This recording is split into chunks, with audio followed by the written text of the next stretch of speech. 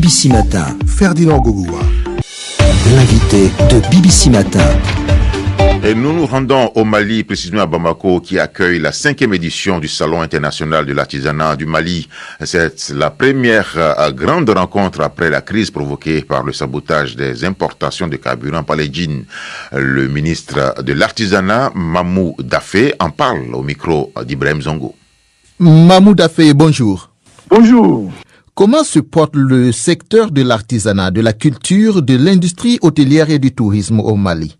Le secteur se porte très bien depuis un certain temps. Nous avons commencé la mise à niveau. On a commencé d'abord il y a une année avec une politique culturelle et artisanale et touristique qui a mis en phase toutes les potentialités et organisé le secteur. Nous avons commencé le travail avec les États généraux de la culture et de l'artisanat. Et donc, le SIAMA, c'est le salon biennal qui réunit l'ensemble des acteurs, non seulement du Mali, de la sous-région ouest africaine, mais d'une grande partie de l'Afrique. Les gens viennent de partout. Donc, le secteur, il se porte bien. Nous avons une bonne politique culturelle pour les 20 ans à venir.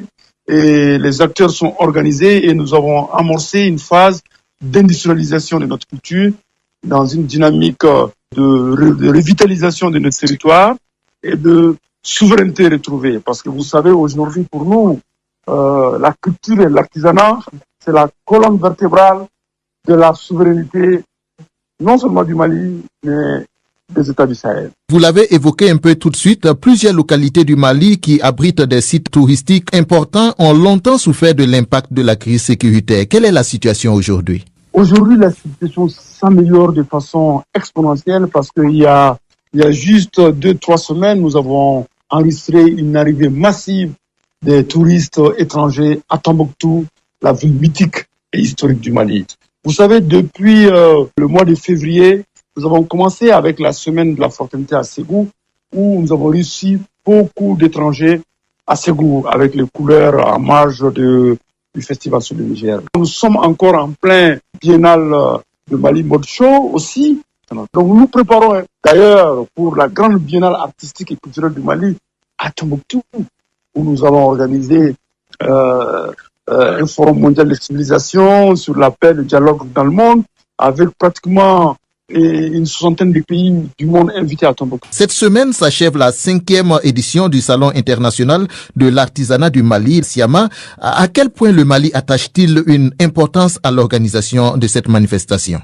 Vous savez, le salon SIAMA se trouve au cœur de notre politique artisanale de développement du secteur d'industrialisation de l'artisanat malien et des États de l'AES.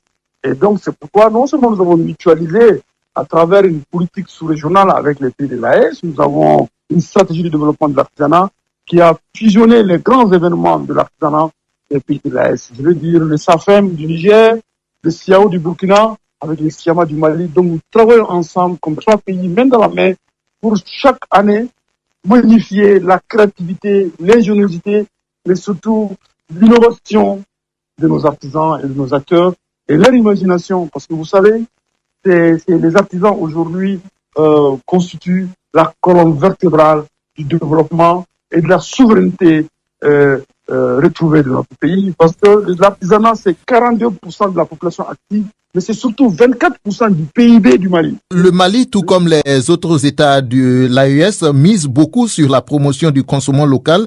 Comment ce salon contribue-t-il à changer les attitudes des consommateurs maliens?